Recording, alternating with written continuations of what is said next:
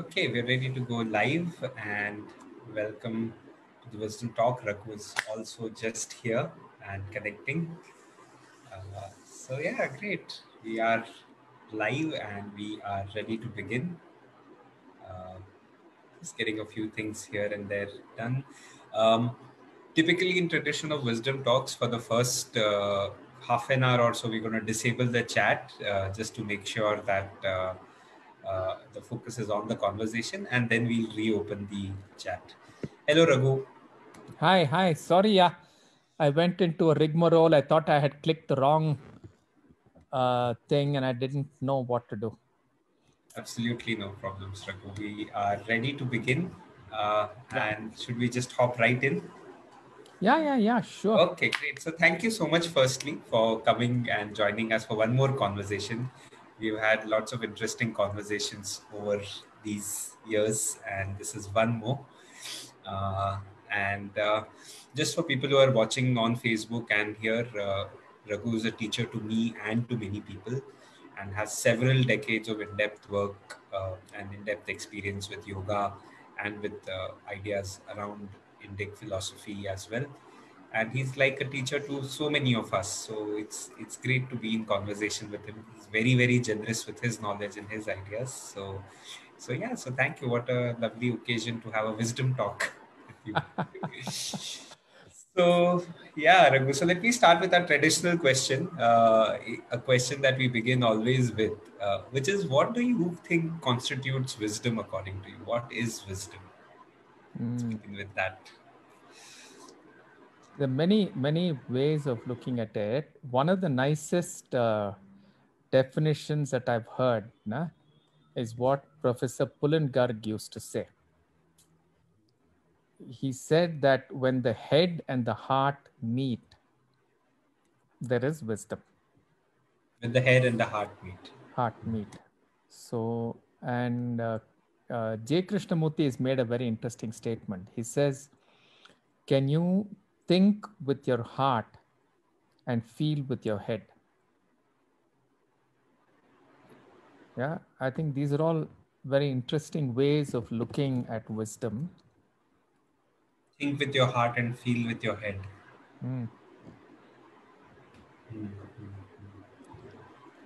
Yeah. So the coming together of head and heart, would you say? Head and heart, absolutely. There's no doubt about it. And also I think along with it, there's an understanding of limitation of the human mind in general, and particularly of one's own. And in what ways would you, since mind and the brain and thinking is kind of the primary de facto mode for so many of us, what would you say are limits that we should be aware of about the mind? No, very simple, yeah. The lots of things in Indian philosophy which very clearly talk about the limitations of our brain in understanding the whole universe. Na? It's a very simple thing, and it simply says that what you can comprehend with your senses and with your manas and all of that is a very small part of the universe, right? The universe is immense. And then based on what we can gather from this, and today we have extended it a little bit. Yeah. So we get a little more information than we can just with our eyes and ears and so on. With that limited information, we try and construct ideas and models and this and that, as though any construct like this can actually encompass the absolutely complex reality of what's happening. And most scientists will agree with this, that even what we know about the human body and so on is very small compared to the complexity of the whole system. So any person who goes into a study of a subject with intensity and so on will very clearly know the limitations of knowledge, the limitations of what the human mind can comprehend. Sure. So, in your in your long journey here, Raghu, you must have met a lot of intelligent people and a lot of wise people. How can Sure. you tell? How can you tell somebody is wise and somebody is just intelligent? Two things, Abhishek. One, wise people. I've rarely seen wise people do anything which is self-centered. I've, I, None of the people whom I can remember, whom I would consider wise, have I seen doing anything that is extractive, that is in any way self-centered. But I've met a lot of so-called intelligent people who use their intelligence for a lot of self-aggrandizement, extraction, and things like that. Yeah. So the difference is very clear and very simple. And the other, you said two things. I was wondering. So one was Which this. one? You said two things. I was wondering, is there The another other one or is this is that the? intelligent people think they understand the world. Wise people never, they never think they understand the world. Sure, sure. They're still in mystery and awe and wonderment. Yeah, they can experience awe and wonderment and all of that quite easily. So I really wonder, though, that is wisdom on the other side of intelligence, in the sense, does one have to walk through the whole path of knowledge and acquiring it and then de-acquiring it, or is it something that's No, instantly I think it's accessible? just no. I think it's just a matter of where your heart is. Hmm. Hmm. Yeah. Some of the wisest people I've met are people I've met when I've been doing developmental work in the grassroots. Hmm. Hmm. Hmm. Yeah. So-called villagers and people like that who have such a lot of wisdom in them and compassion for the world and things like that. It's quite humbling. So almost In nothing to fact, do with I knowledge. very little to do with knowledge. They have knowledge in their own in their own ways. No? They would know a hell of a lot about maybe agriculture, whatever. It's not that they don't have knowledge. Hmm. Hmm. This is another very stupid notion, no? That only what constitutes westernized knowledge is knowledge, Hmm. Hmm. and other types of knowledge are not considered knowledge. True. True. Yeah, True. so if you have a lot of knowledge, let's say in Sanskrit, and you don't know how to speak English, you'd be referred to as a native informer for somebody to write a paper on, Hmm. who may know nothing about what you're talking about, but because that person knows English and knows how to write a paper with all the necessary jargon in it, they're Right. considered knowledgeable. True. True. This kind of stuff has been going on for a long time. Yeah, it's Yeah, not yeah, anything yeah, new. yeah. Also, I would imagine that the way of knowing is first-hand experience, right? For wise people, how they know is through their See, the experience. problem, Abhishek, is when you use the word knowledge and we speak in English, no, there's a Hmm. huge conflation, Okay. right? Because in the yogic tradition, in particular, there are other traditions that use these words slightly differently. Hmm. Hmm. Book knowledge is called pandityam, Okay. right? Then there's another word called jnanam. Jnanam is a deeper understanding of oneself, how one uses one's capabilities and all that. Jnanam is slightly closer to wisdom, right? And then there are other words like vijnanam and things like that. So vijnanam is an ability which is like a scientific mind, capable of categorizing things correctly, understanding things without conflation, right? Understanding each thing for what it is, yeah, that kind of a thing. So jnanam and vijnanam might be kind of at a similar level compared to pandityam. Okay. In Okay. pandityam, I know nothing. I'm just regurgitating what has been told to me, Hmm. Hmm. Hmm. right? There is no original thinking. Sure. Sure. Okay. Now, then there is something called prajnanam. So, in the yogic tradition, prajnanam is an ability to remain anchored in deep shantam and be able to see the whole subtle movement of the mind, subtle movements of the dynamics happening around, and so on. So, knowledge, a knowledge in English sounds like an artifact. Yes. Whereas all of these words are processes. Right. Right? Even the word vidya, people constantly equate vidya with knowledge. Vidya and knowledge are slightly different because the word vidya has in it the element of action. Okay. So vidya is that which you act upon. If I translate it, whatever, if I give it a longer, this thing, vidya is not just knowledge. Vidya is a knowing that I act upon. So it's got that action vector built into it. It's almost seeming to be like when we are talking in English, we are trapped in a set of words which don't let us connect to Yeah, the living several process. distinctions. No, they don't easily connect to the living process because the language itself is not process based. It's noun based. Right. Right. It's thing based. Whereas all Sanskrit based Indian languages are verb and process based. True. So would you, just on a side note, would you suggest that our generation should develop a fusion language which allows picking words and using them from our mother tongues and No, while using. I don't think there is any question that when we lose our mother tongue, we lose a hell of a lot. There's no question about it. And this has been scientifically proven also. A lot of studies, any person, not just from India, from anywhere in the world.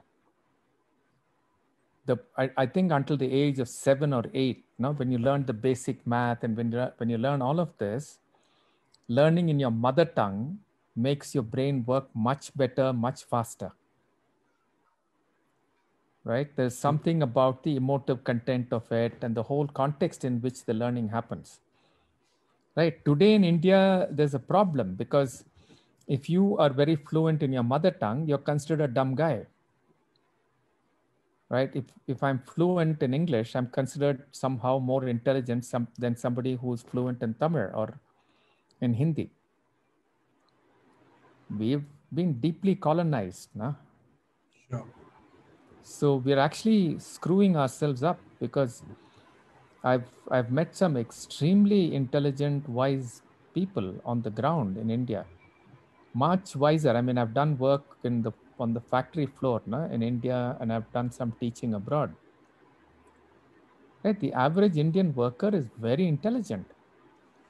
What we derisively call jugad is just very sharp, very deep understanding of things. I've not met this kind of people on the American shop floor, for example. For us, though, Raghu, then would you say that we need to reclaim our, I mean, obviously you're saying we need to reclaim our mother tongues. Also, given that English is a link language, how are we then to navigate that? What are we linking through English? Come on, Abhishek. I mean, look at the discourse in the media today. English is hardly a linking language, man. It's a delinking. It's a divisive It's language. extremely divisive. So it's got nothing to do with the language. It's also got to do with the mind that is using the language Okay. and the Got it. kind of discourse, right? The current discourse is what I'm talking about. The current discourse is about not respecting your mother tongue, not respecting your roots, right? Yes. Yes. And considering only a Europeanized developmental model as, the more Europeanized, the more developed you're supposed to be. and so on. So there's a whole discourse around this, which is extremely destructive of all native peoples all over the world. And I think it's basically a colonizing process.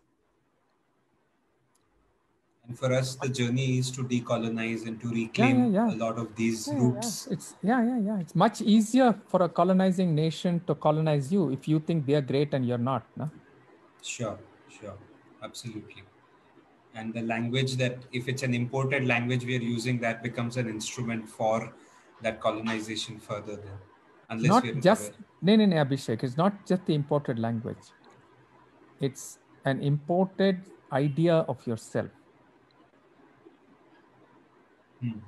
Yeah, we have not put in enough effort to develop a meaningful idea of us, of ourselves, based on our own experience, based on our own wisdom, and so on.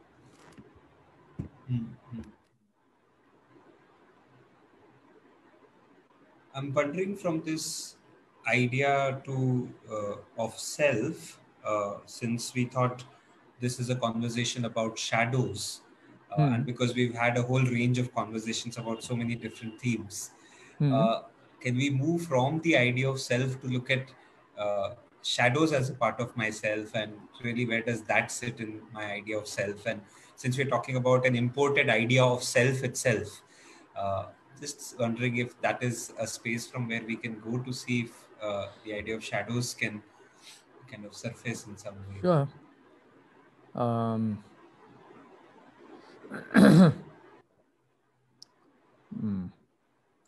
See, first of all, I think we ought to be clear that the idea of shadow has been around in Indian mythology for a long, long time. I think it's there in all mythologies. It's definitely there in Indian mythology. And the idea of having to enter these deep inner spaces, which you normally don't look at, is the key idea in the Mahabharata. When you go into the Ajnatavasa for the 1 year, each of them, each of the 5 heroes and Draupadi go into a self that would be the least experienced, which would be complete. Like first of all, they become servants from being kings and queens, right? And each of them has to enter that area of themselves which has been the most troublesome. Like Yudhishthira has to become a gambler. That has been, his shadow side, which caused the greatest problem, a compulsive side of himself he couldn't handle. So he destroyed his life. He destroyed the lives of people who depend on him. Right. So that is what shadows do. Shadows just come and take over yourself because you've never looked at it. You don't know how to handle it. It just becomes a compulsive takeover of yourself. And you end up doing things which you might regret later, but you cannot stop at that point of time. They have a tremendous power. Right. And so the whole Mahabharata is about those 13 years, is about preparing, understanding the self, and finally coming face to face with that part of yourself which is held in the deepest, darkest corners of your mind. By actively engaging with it, like Yeah, by by actively engaging with it and understanding it, that's also a part of your energy, not something foreign to you. So if I do not deeply understand all the factors of my inner energy, when some of these get triggered off, they'll take over, na? Sure. And is that the sign then that when I am in a compulsive grip, or when I feel taken over by something, it's that shadow side, or That's that the shadow side. Yeah. which Today, for people are talking about shadow as though it's their, close cousin or uncle or something. They take a pack of cards and then they put the card like this and say, "This is a shadow side," and all that. It's a very diluted understanding of the word shadow. Shadows are very powerful entities that take over. They're a part of me. They're a part of myself, which I'm so afraid to touch. that I tried to banish it. Yeah, like for example, the Pandora's box story. Right, very, very beautifully structured. Yeah, the Pandora is the wife of Epimetheus. Right, there are two people, brothers, Prometheus and Epimetheus. Prometheus is somebody who thinks before he acts. Epimetheus is the one who thinks, who's self-reflective, and so on. Right? So he tells Pandora, there's a box inside the cellar of my palace. Never open that. Right? And it's in this corner room, whatever. So when he goes away, she's so taken up with curiosity that she goes there and opens the room, which is a very dark room, and opens this box. And out of it come all kinds of demons and all kinds of things, at the end of which hope comes out. The last bird to fly out is hope. Okay. It's a very beautiful story. This is a story about the shadow. So if one does not know how in your self-reflectivity, if you don't know how to touch, see, when you act, right, you're just focusing on something and you're acting. It's difficult to also be deeply in touch with yourself. Right? So you plan something, you intend to do something. In the context, there are so many forces that are at play, right? And you don't know what is triggering you, and something triggers you and you act. Now, it's very important, like Epimetheus, to have an ability to sit back and reflect, which is what in the Gita is talked about in the 6th chapter, which I'm translating into saying, in doing what I'm doing, what am I really doing? How do I look at the karma, the akarma, the vikarma, and so on? This is a very nice thing. And before that, in the same chapter, if I remember right, there's this whole process that is talked about how the mind, which is caught with kama, which is caught with raga, and so on, moves step by step into becoming so consumed that you get into what is called smriti vibhramshamaha, which means you just forget who you are. You just forget everything, and you get taken over by this energy. Right. So the process of self-reflection to understand where it's coming from is a very critical part of one's ability to engage with the world in a way that is meaningful. But what happens is you're so scared of this part that you never even enter it and never look at it properly. That's the problem. That, and also, Raghu, it sounds like very slippery territory in the sense, how do I stay anchored? If I say explore my shadow, I go into it, say my shadow is anger, and if I try and more deeply engage with anger is not a shadow, Abhishek. Anger is a capability. Then what would be cruelty? Is in the Yoga Sutra is very clear. Kama, Krodha, Moha, Lobha, Mada, Matsarya. Kam, Krodh. Krodha is cruelty, Lobha is, whatever, lust and so on. These are compulsive things which are very negative. Anger is not negative. You need anger to beat up people who are not doing the right thing. What's the problem and get with into anger? action? So let's take lust, for example. And when I engage with this idea of lust, then what the invitation is, what to engage with the shadow, to reflect, to do what? So see, we'll have to take a step back to understand that. No? It's the reason why in yoga we use the word swadhyaya, as swa adhyayane, getting closer and closer to your true self. Right? Initially, you think that swa, the self, is your constructed self. But what you're doing is you're taking a whole set of energies that are available to you as a child or whatever, and then you actually shape some part of it into something acceptable, something that's been trained into affirmation, through affirmation, and all of these socializing processes into saying, this is me. And there are other parts of yourself that also get triggered in a context which you say is not me. Okay. And if you get too caught with the current processes of individualization and so on, and if you get caught with, the Abrahamic myths of looking at the world, there's a split between good and evil. There are binaries. You start splitting the world into binaries. Yeah. In the Yoga Sutra, what it says is, so long as you live in the world at a very superficial level, your mind can get caught with binaries. You look different from me. Right? Somebody else can look different from me. So I can then, therefore, if I get caught with a superficial level of reality as though it's the whole of reality, I make all kinds of problems and issues. Fundamentally, I can easily fragment myself from the whole rather than understand that I'm part of the whole.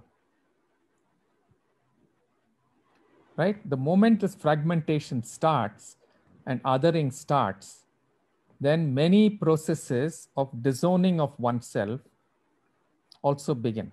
And you start putting those disowned parts of yourself onto others. Right? So the enemy is always painted in all of those colors that are negative. So you bomb them. Your bombing is considered heroic. Their bombing is considered villainous. Yes. So the same energy that I call villainous in them is what is prompting me to go and beat the shit out of the other person and kill them. But I don't own it up.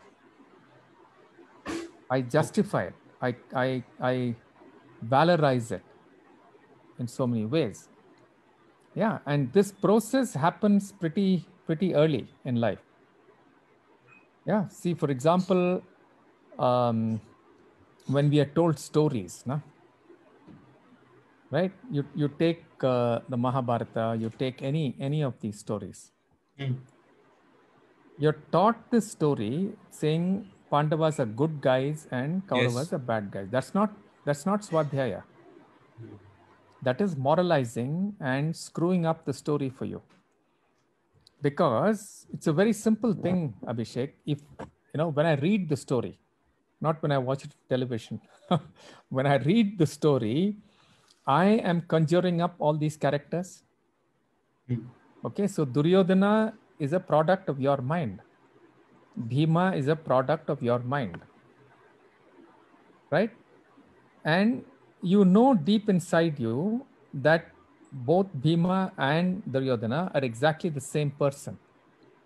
If you remove certain motivations of their actions, if you stop calling it good and bad, it's the same energy. It's the energy of a warrior of a certain kind.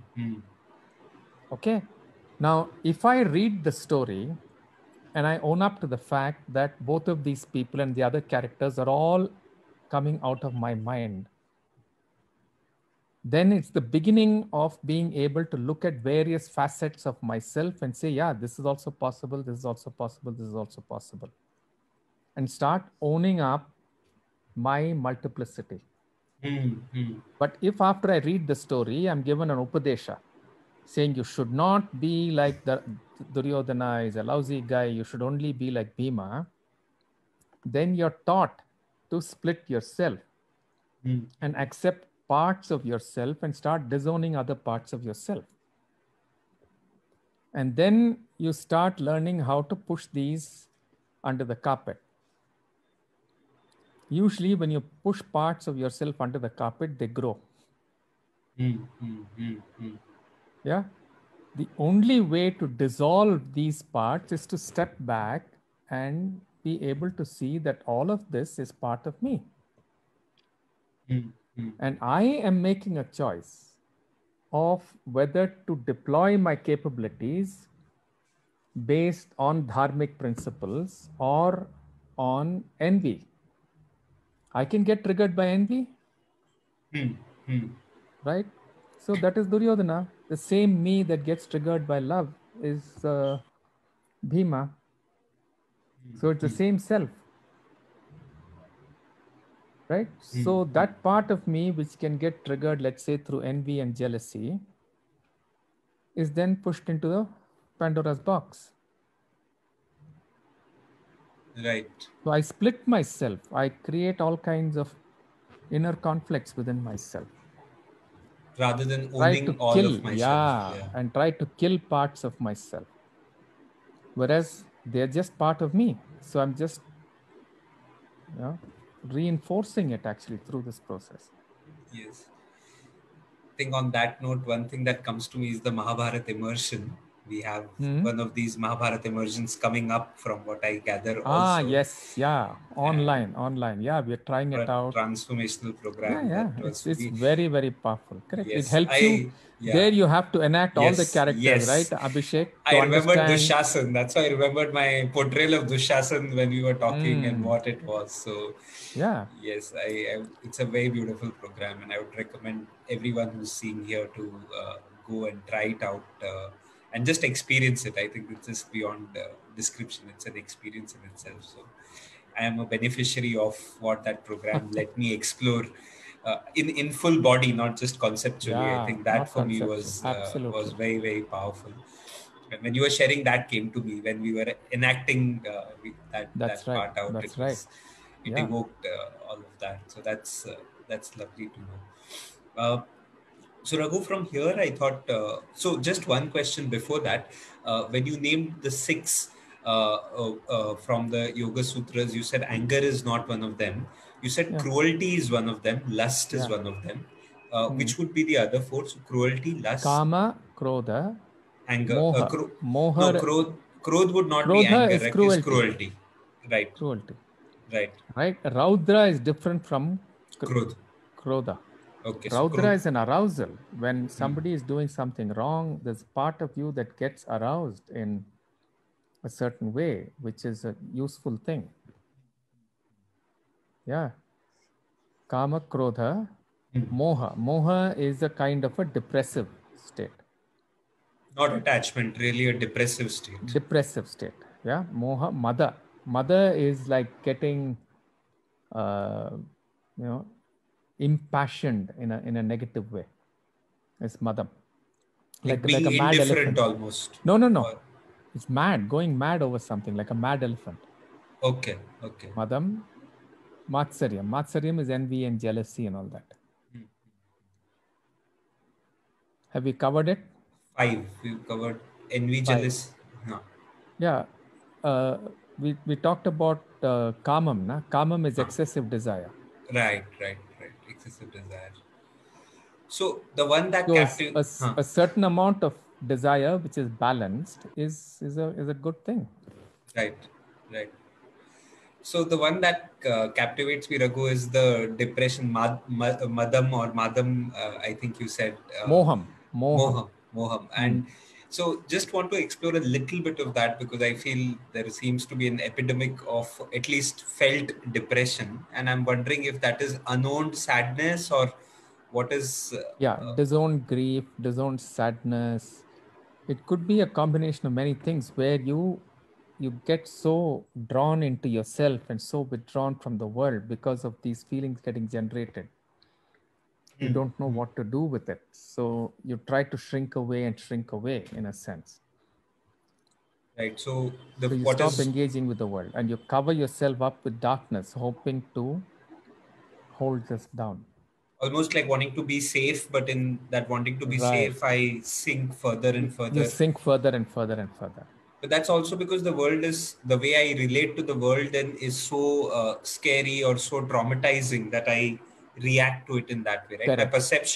my perception of Correct. the world is almost skewed, where I'm seeing what is Correct. wrong and getting more and more. Correct. And the more you get into it, the more you misunderstand the world and so on.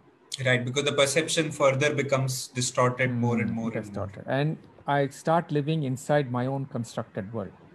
Actually, one of the big problems with the COVID and people not going out and experiencing other people is the possibility of getting caught with your own constructed universe is very high. See, my talking to you over this medium is very different from my meeting you. Yes. Right? Because there are so many other facets of you that don't get communicated just through the voice. Yes. Or, I'm seeing you like a matchbox, no, just your Yeah. face. Yeah. Yeah. So I actually can't experience your body energies. So there's so much of me that you can't experience. There's so much of you I can't experience. Right? So I can take whatever you're saying and put it into my construct very easily. So I keep reinforcing my constructs. If you're there physically, right? If this is happening, there will be a tension that I can feel. Even if I'm a little sensitive, the more I'm putting things into my own construct, I'll feel a tension with you.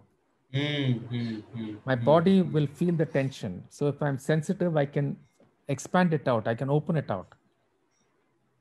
Yes. Exactly. Yeah. Whereas in this medium, that's difficult. And then if you're only staying with the same people, if you're only staying in a limited space, you're just reinforcing that one experience of the world over and over and over again. So it's sounding like having deep dialogues with diverse people seems to be a pathway to break free Absolutely. from one's limited perception of Absolutely. things. Absolutely. Yeah. And would you also say exposing myself to situations where I am likely to be triggered as an opportunity to actually Yeah. test Yeah, myself and see? that is why Atithi Devo Bhava.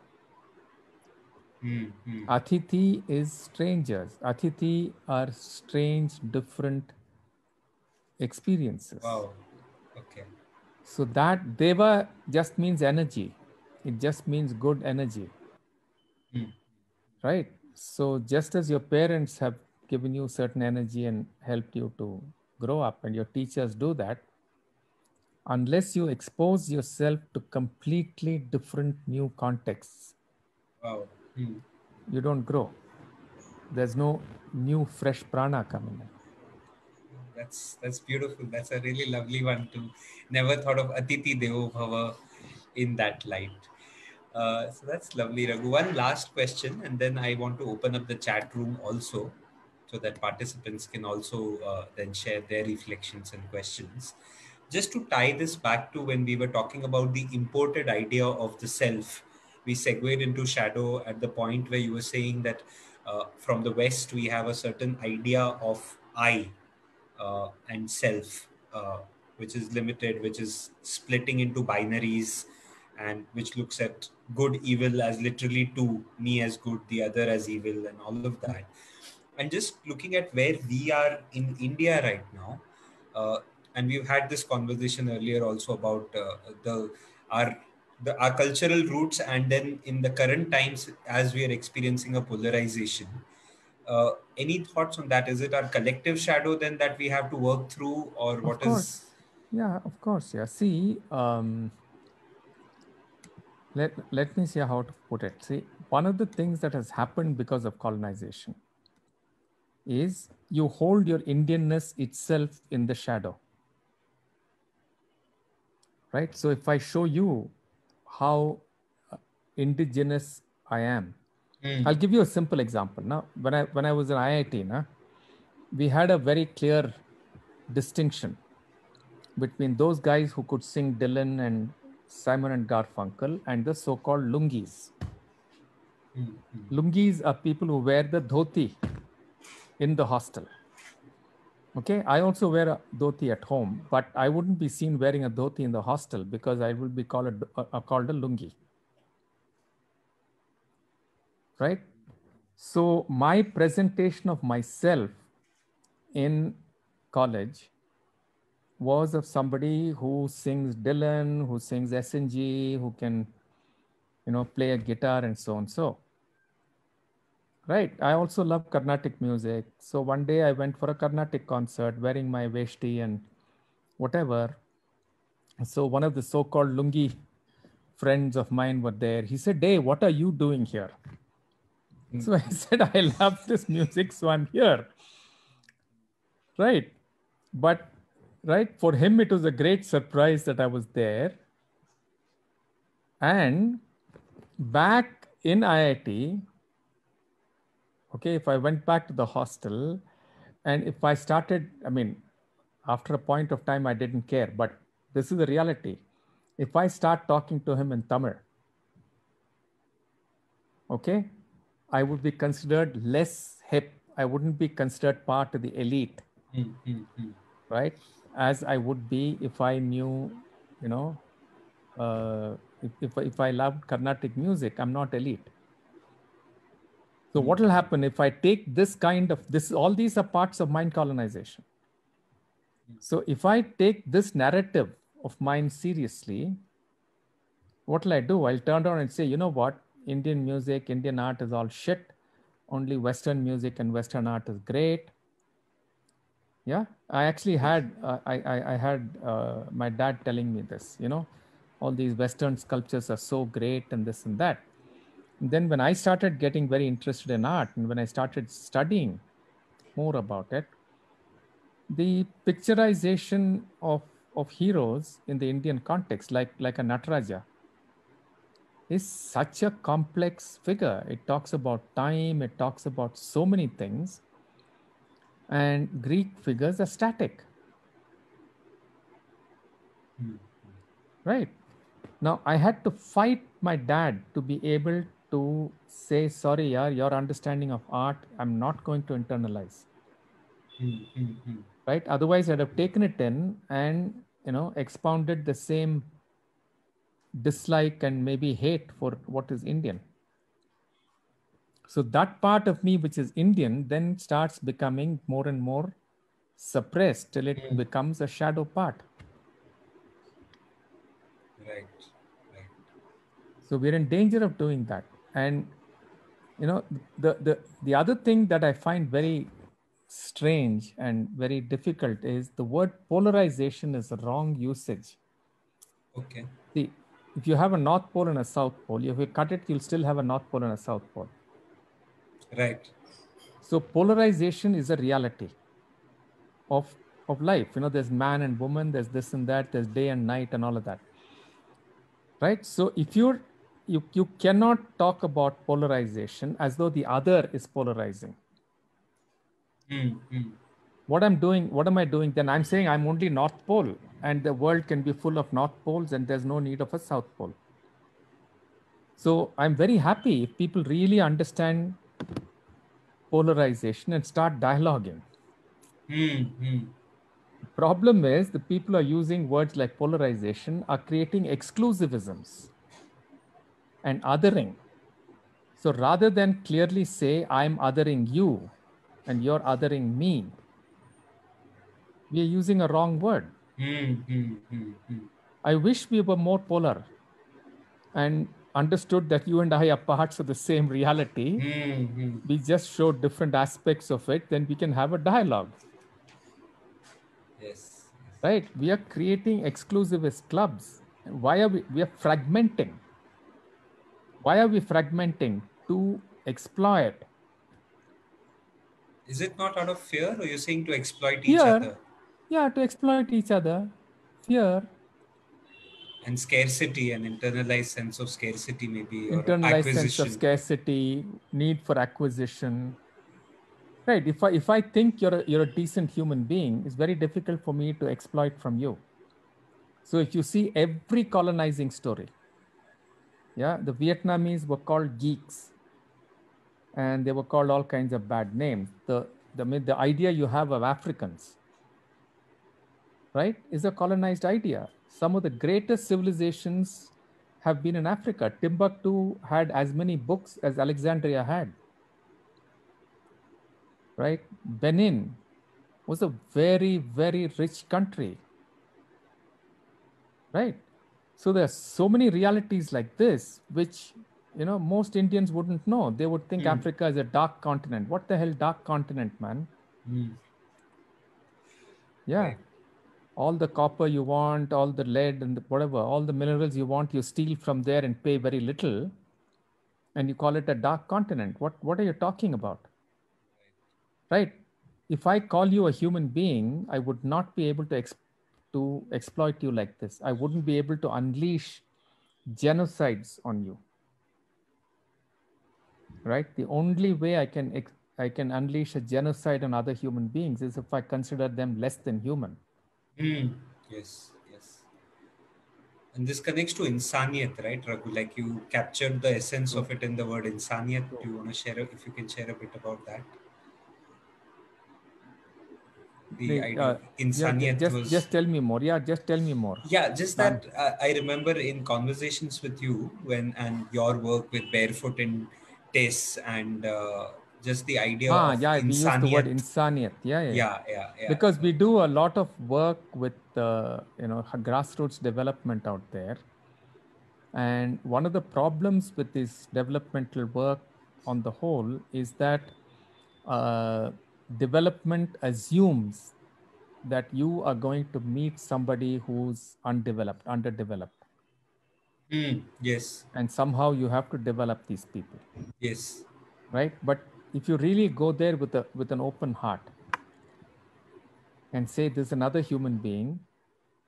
Let me not impose my idea of development on this person. Let me see what that person thinks is an idea of development," right? Then you have to approach it from humanness, not from development, Yes, yes, right?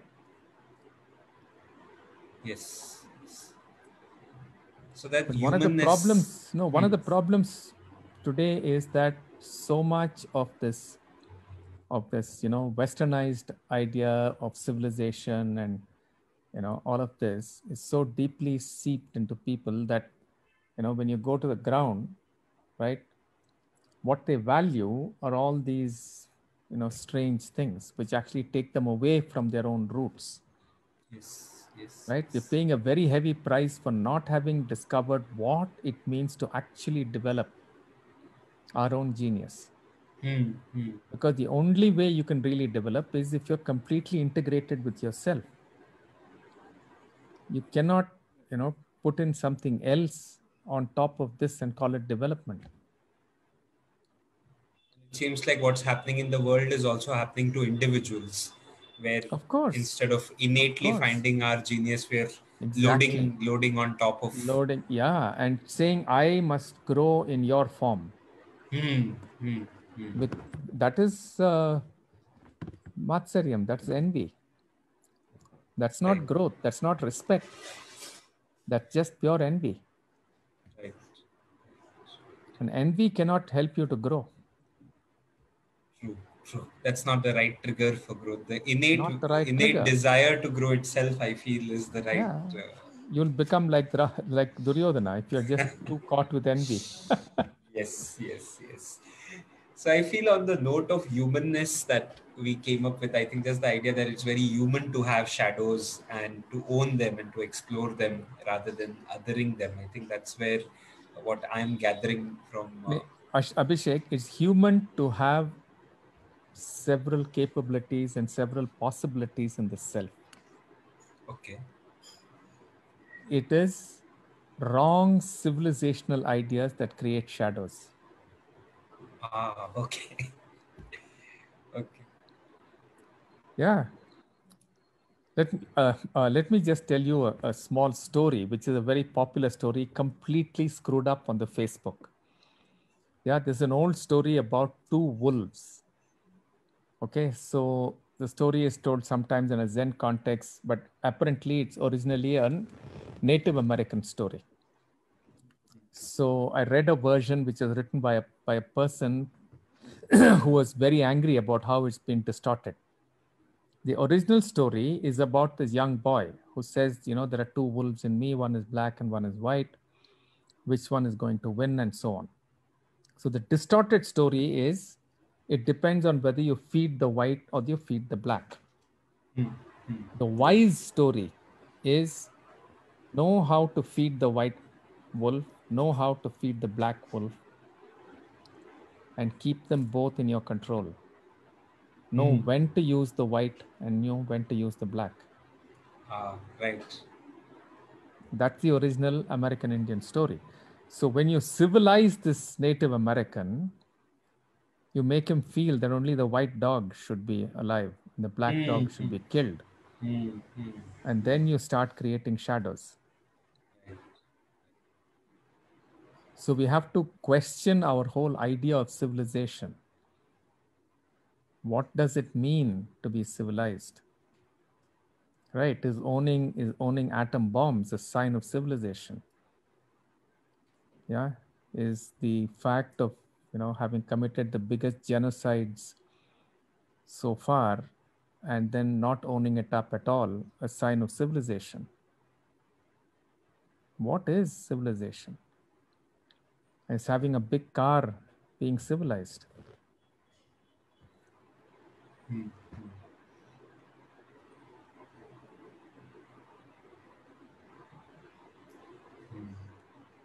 So the roots go all the way deep to civilizational questions, is what I'm gathering Correct.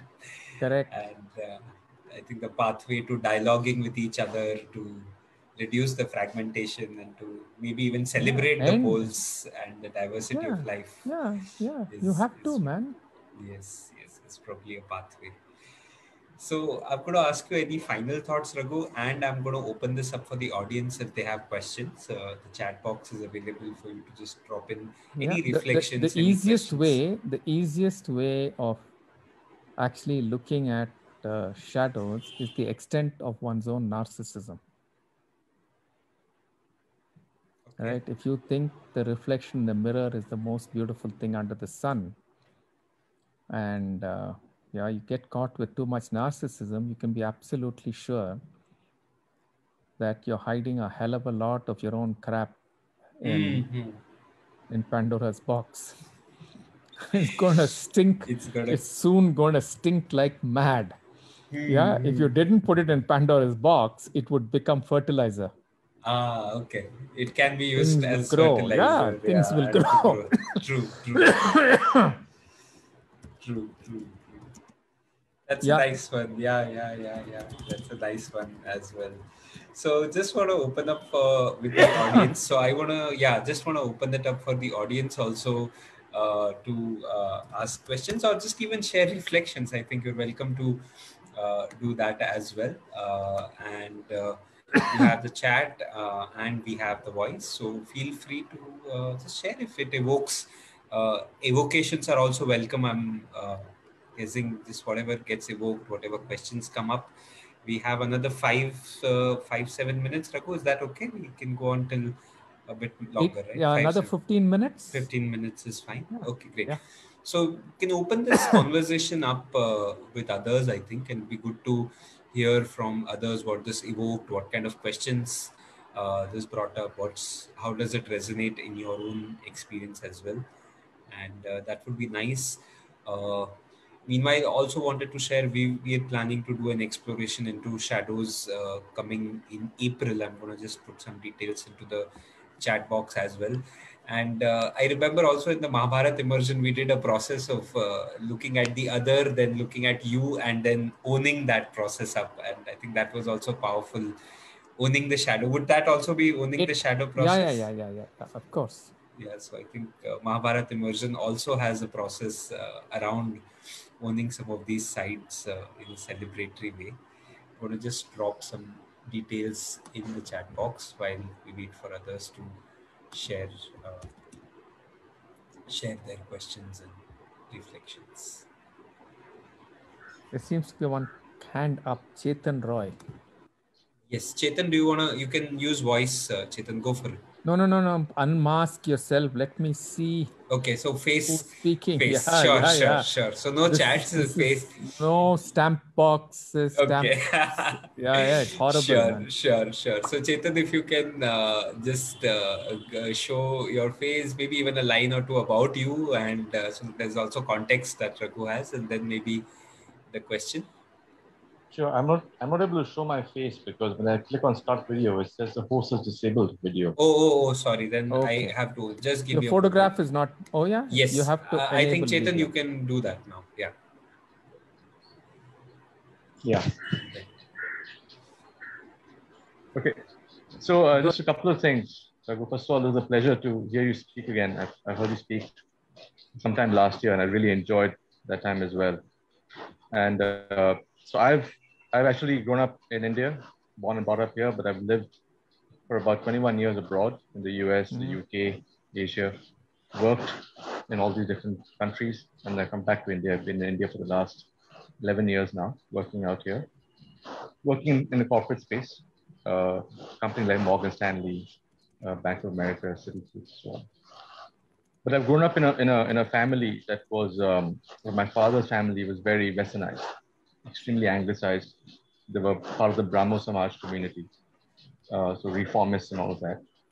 And on my mother's side, extremely devout Hindu people. So it's been a very interesting sort of dichotomy for me to grow up. But a lot of what you said has been my own learning over the years about civilization and colonization and the destruction that's been caused to old civilization with ancient wisdom that's embedded, that has been masked down and passed away. And only now is it beginning to re-emerge as, I guess, colonization starts to wither away slowly and steadily. The point you made about causing genocide and not owning up, for example, what the British did with the Bengal famine, that eventually they don't own up to, right? Yeah. What the Spanish did in South America and so on. It's almost like the story of the Asuras in a way, that the Asuras, absolutely, of what we see in our mythology, right? Yeah, yeah. And when you're talking about the shadow, I'm studying astrology, but I'm studying the mythology of India, our old stories through that. And so Sun or Surya had two wives. His first wife was Sanjana, and she went away, and she left her Chaya in place with Sun. And from that was born Shani or Saturn, the dispenser of our karmas. So it tells you to some extent, kind of what you're saying, right? That when the Chaya is there and you don't face up to your Chaya, you can get a Saturn, a dispenser. And Saturn is a good guy, yeah? Saturn teaches you a lot of things. Yeah. He gives you a good karmas too, but he's also the guy who you're always a little bit nervous about. No, Chetan, you have to own up to your karmas. You can't run away from them. So Saturn is a great teacher. Saturn is also called the greatest teacher. Na? Jupiter is a kind teacher. He lets you run away. Saturn doesn't let you run away. He makes sure you learn. Even if you put your nose in the ground. Yeah. So I was just thinking of that story and how even our mythology has things like that. Absolutely. But I had one question for you, because since you've been doing work in the corporate space, since I've come back to India, of course I've worked in corporations all over the world, but I feel that in India we've obviously superimposed the Western idea of corporate and leadership, and how to run an organization. Yeah, we have. And I feel that it's culturally so different from who we are.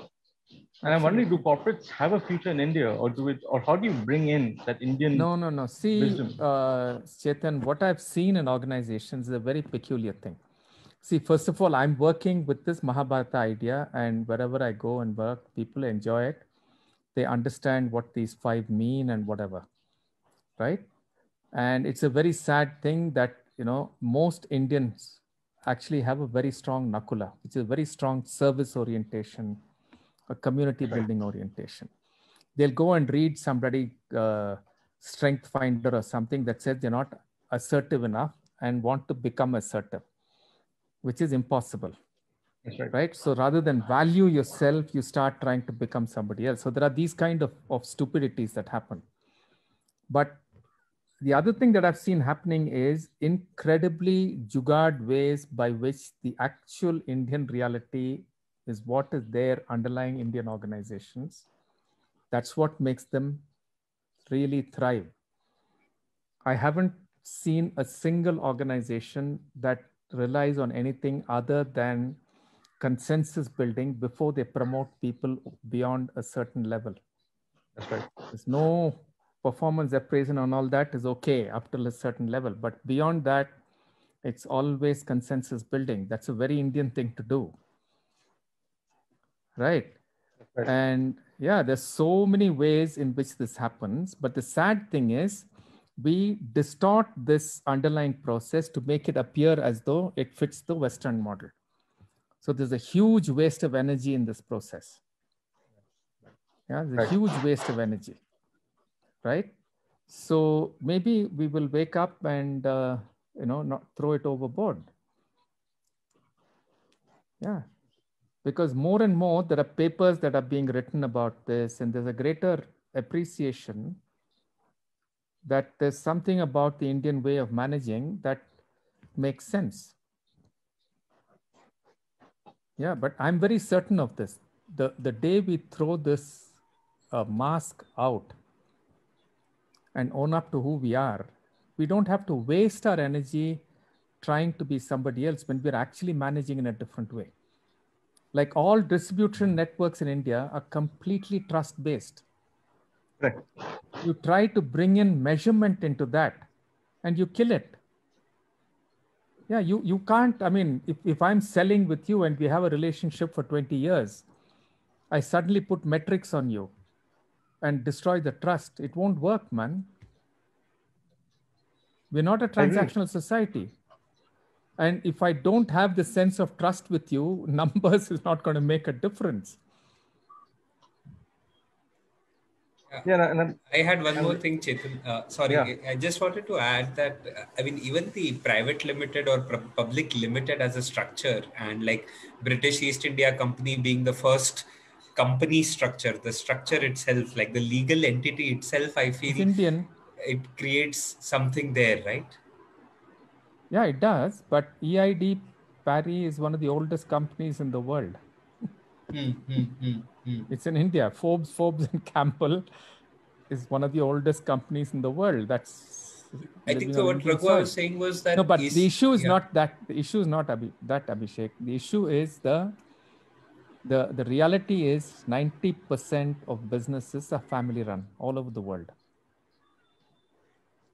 There are these big conglomerates, so everybody's talking about that. But most organizations, especially the smaller you go, the more they are family run. So in India, the problem is there's a very uneasy kind of a relationship between the familial ways of running things and the so-called structural, so-called modern. Right? The earlier we resolve it, the more powerful we're going to become. Yeah, because there are so many wise ways. I mean, we've been in business for ages, man. Yes, yes. Absolutely. Yeah, we were the richest country in the world for a long, long time because we had good banias.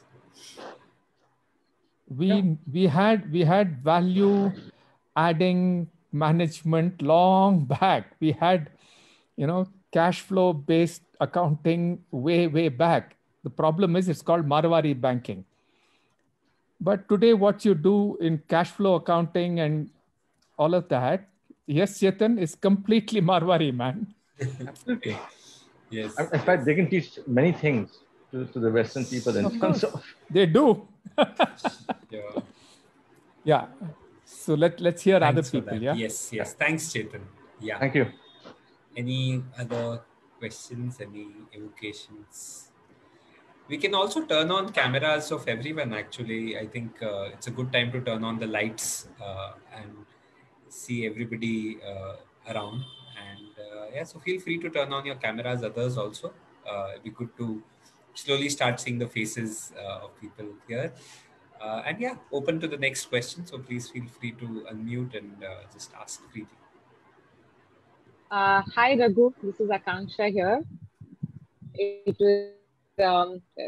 was amazing listening to you. I think I'm going to go back to this talk multiple times because every time I'm sure there's more and more to ruminate over, and it resonated very deeply. So thank you for that, for sharing.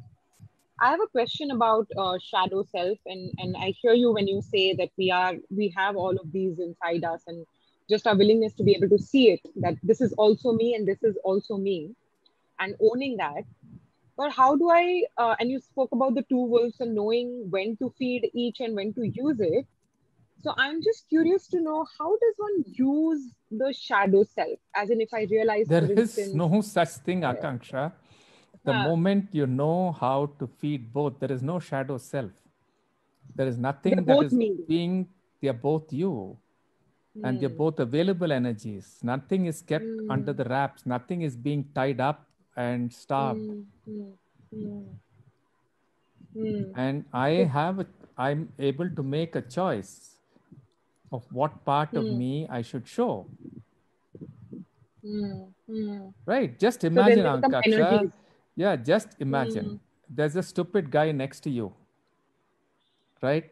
Are you going to say, no, no, no, I'm such a nice person, I'm not going to do anything? Take out your slipper and hammer the bloody guy, yeah? But, yeah, like Abhishek started, he will say anger is a shadow. Anger is not a shadow. Right?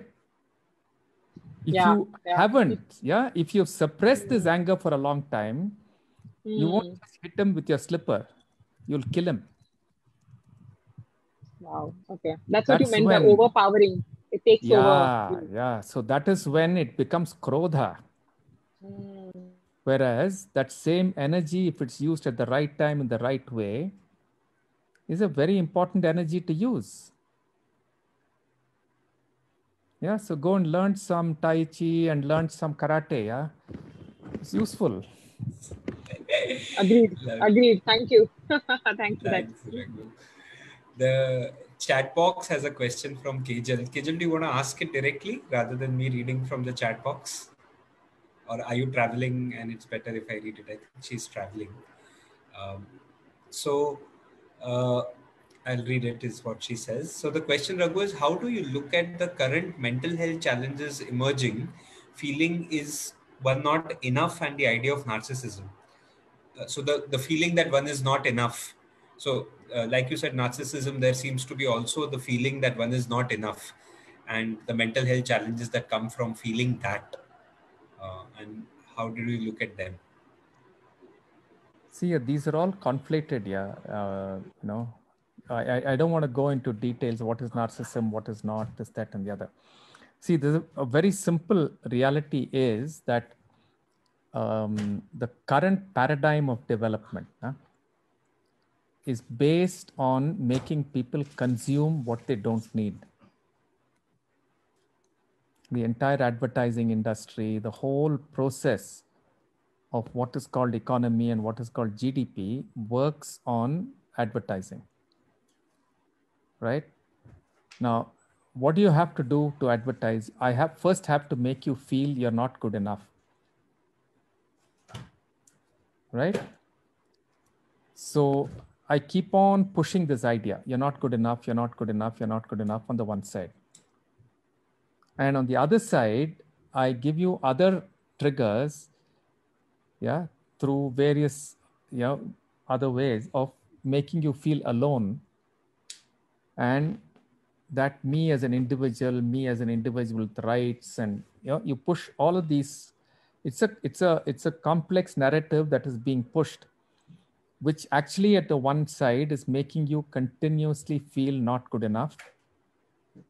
On the other side is valorizing acts of extraction. If you boil it down, this is what is happening in the current discourse most of the time. Right? The most successful people are not the people who are doing things that are good for the world. The most successful people are the people who have extracted so much that they own more money than a couple of countries. Right? So all of these things together are creating this huge complex issue. Right? So I don't think, in a couple of minutes, we're going to be able to give any solutions for this. Right? We have to look at this carefully. We have to, examine it much more. Sure. Yes. Thanks for that, Raghu. We are also catching up on 5th for a wisdom circle, like a circle to continue this conversation, but more a dialogue amongst all of us, and just continuing to talk about this theme. So hopefully we'll get some space to together reflect on all of this as well. And that's also open to everyone to join in as well. That's on the 5th. Okay, we have time for maybe one last question. We have just a few minutes. Hi. And we have one question in the chat box from Ranu, I think, and somebody has unmuted. So we'll probably be able to take any one of those. So Jesse, do you want to take it, or should we go to Ranu since you have? Okay, let's go to Ranu. That's fine. Sure, Jesse. Okay, great. Ranu is asking, if I operate from the space of honesty and integrity, what could be lying in its shadow? Is shadow always the opposite? If so, then how can the shadow of honesty be valuable? If I'm whole, I must be corrupt too. Yeah, I mean, what's the big deal about it? I don't understand the question. See, you're first creating a binary of honesty and dishonesty. I don't know what is the criterion for honesty and dishonesty. And then you're posing the question. Right. So in the question itself, you are saying there is a problem there. Yeah, so if you read Joseph Campbell, he will tell you that the greatest heroes in almost every civilization was the trickster hero. And thank God we haven't whitewashed him. We call him Krishna. We blackwashed him. And we celebrate the guy. Right? You cannot survive in the jungle, if you don't have the ability to be contextually relevant and do what is contextually right with the greatest possible capability that you have. You can't be moralistic and survive. So the idea of honesty was brought in to create pliable employees, to create armies of people who will obey you. Sure. Okay, while the kings lead very corrupt lives. Yeah, George Bernard Shaw has written a lot about the honesty of the middle class. Great. I think that's enough of a pointer, I think, for the person asking the question. Thanks for that, Raghu. And I think the intention Kranti is saying is we need more programs in the US. And I totally endorse, I think, Raghu, your voice. I wish we can get it to as many corners of the world, not only the US, I would say, in fact, in Africa and South America as well. I mean, in places where there is decolonization that needs to happen. So I think that's one intent that I have as well. And yeah, just want to thank you so much for being here, Raghu, for your very valuable time. Great fun, and hopefully just inviting everybody to also spread this talk all around. I think there's so much wisdom in this one talk. And thanks, Raghu. It's a privilege. It's a privilege to have you and have all this access. So thank you so much. Thanks a lot for being here. Okay, I had fun. I hope everybody else had fun too. Yes, it was good. Thanks a lot. Okay. Yes, bye. See you people. Bye-bye. Yeah.